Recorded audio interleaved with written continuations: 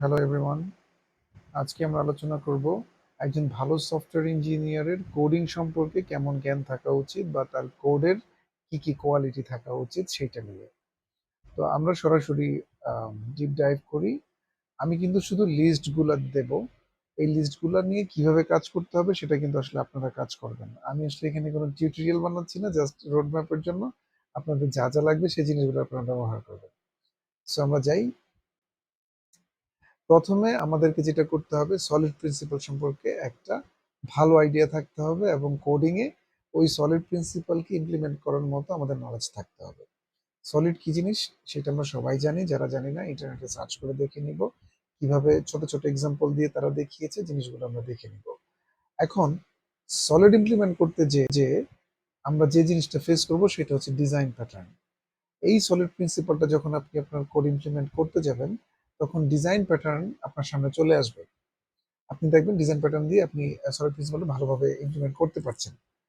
ক্রিয়েশনাল, structure, behavioural তিন ধরনের design pattern হয় নরমালি। এর মধ্যে আবার অনেক সাব ক্লাস আছে। এই সাব ক্লাসগুলো আপনারা একটু দেখে নিতে হবে। আপনি একটু দেখে নেবেন, আমি এখানে লিস্ট দিয়ে দিয়েছি। আমার ধারণা এই লিস্ট এর থেকে ভালো লিস্ট আপনাদের সবার কাছেই আছে। শুধু দেখলে হবে না, আসলে আমাদের লাইনে কোডিং স্কিলে এই জিনিসগুলোর ইমপ্লিমেন্টেশন থাকাটা একদমই বাঞ্ছনীয়, আপনাকে থাকতে হবে, ম্যান্ডেটরি। এরপর আসি টেস্ট ড্রিভেন ডেভেলপমেন্ট। আপনি আপনার কোডটা যে সলিড প্রিন্সিপাল ফলো করে লিখেছেন সেই কোডটা আসলে টেস্টেবল কিনা এটাও কিন্তু খুব গুরুত্বপূর্ণ। কারণ একটা ভালো সলিউশনের টেস্ট ডেভেলপারকেই রাইট করতে হয়। একজন ভালো ডেভেলপার টেস্ট কেস লিখতে পারে, ইউনিট টেস্ট লিখতে পারে। আসলে টেস্ট ড্রিভেন ডেভেলপমেন্ট আপনাকে শিখতে হবে। রিসেন্টলি বিহেভিয়ারাল ড্রিভেন ডেভেলপমেন্ট বলতে একটা জিনিস গত কয়েক বছর ধরে আসছে। কয়েক বছর না, 10 বছর ধরেই আসছে আমি জানি। তো ওই জিনিসগুলো আপনি ট্রাই করতে পারেন। ওইটা করার জন্য আপনাকে আপনার কোডিং এ কিছু চেঞ্জেস করতে হবে। ওই চেঞ্জেস গুলো আপনাকে ওই সলিড প্রিন্সিপাল ডিজাইন প্যাটার্নের নলেজ যখন আপনার হয়ে যাবে তখন আপনি এই চেঞ্জ গুলো করতে পারবেন। এরপর আসি ওপেন সোর্স প্রজেক্ট নিয়ে একজন সফটওয়্যার ডেভেলপার কি করবে।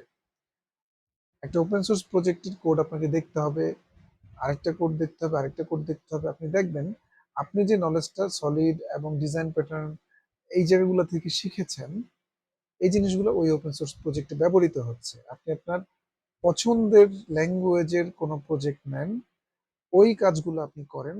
আই হোপ আপনি ডিজাইন প্যাটার্ন এবং কোডিং স্ট্যান্ডার্ড সম্পর্কে আপনি একটা আইডিয়া পাবেন এবং এটা আপনার লাইফ চেঞ্জিং অ্যাচিভমেন্ট হবে।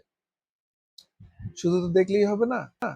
এরপর আপনি যেটা করবেন, আপনার প্রিভিয়াস কোনো একটা প্রজেক্ট নেবেন, সেই প্রজেক্টের মধ্যে আপনি টেস্ট ড্রিভেন ডেভেলপমেন্টের জন্য যা যা চেঞ্জেস করতে হয় এই চেঞ্জগুলোকে আমরা রিফ্যাক্টরিং বলি। এই রিফ্যাক্টরিংটা করে আপনি দেখবেন যে আপনার এটা টেস্টগুলো পাস করে কিনা।